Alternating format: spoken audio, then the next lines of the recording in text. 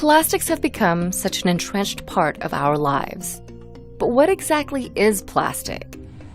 And how is it made?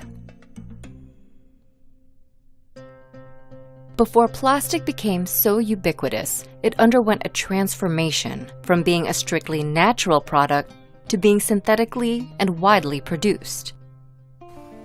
Some of the earliest uses of plastic date as far back as 3,500 years ago, when the Olmecs of Mexico used naturally occurring plastics, sap from gum trees, to create rubber balls.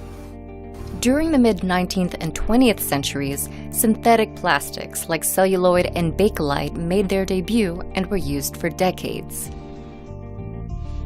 On the molecular level, plastics are made of polymers, which are long, flexible chains of chemical compounds. This structure allows plastics to be easily molded and shaped, especially under heat and pressure.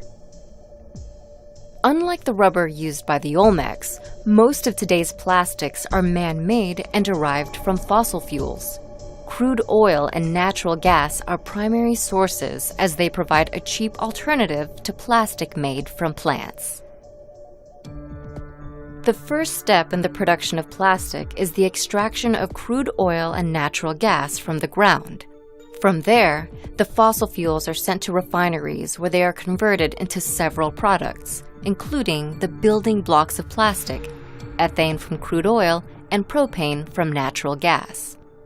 Ethane and propane are then sent to a cracker plant to be cracked or broken down into smaller molecules. Ethane produces ethylene, and propane becomes propylene. Next, a catalyst is mixed in, which links the molecules together and forms polymers called resins.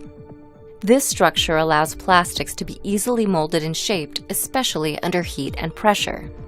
Polymerization converts ethylene into the resin polyethylene and propylene into polypropylene. These resins are then melted, cooled down, and chopped up into pre-production plastic pellets known as nurdles. Nurdles are later transported to manufacturers who use heat to mold the nurdles into different types of plastic products. Many of those products actually feature information about their manufacturing process.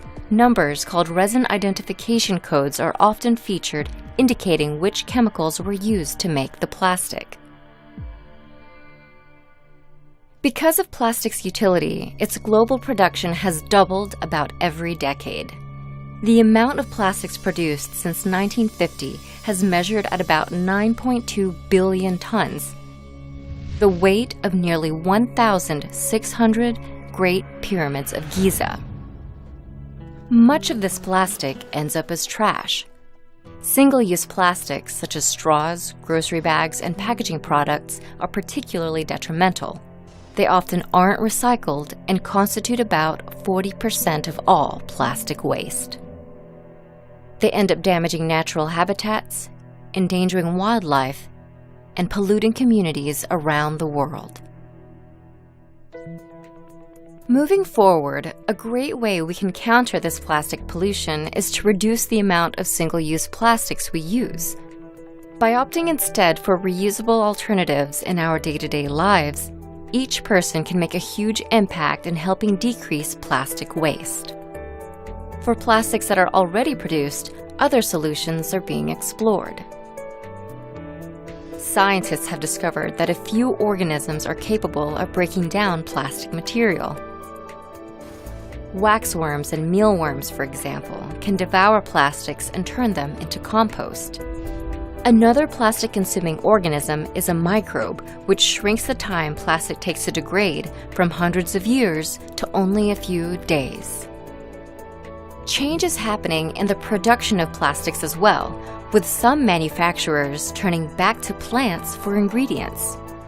Called biodegradable bioplastics, these materials are as durable as synthetic plastics, come from renewable resources, and can therefore biodegrade.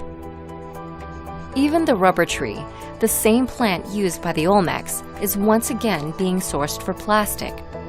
Today, the tree's latex is used to create a range of products, such as all-natural latex rubber gloves, tires, and mattresses. The rubber tree itself is now part of a global initiative for the natural and sustainable sourcing of plastic.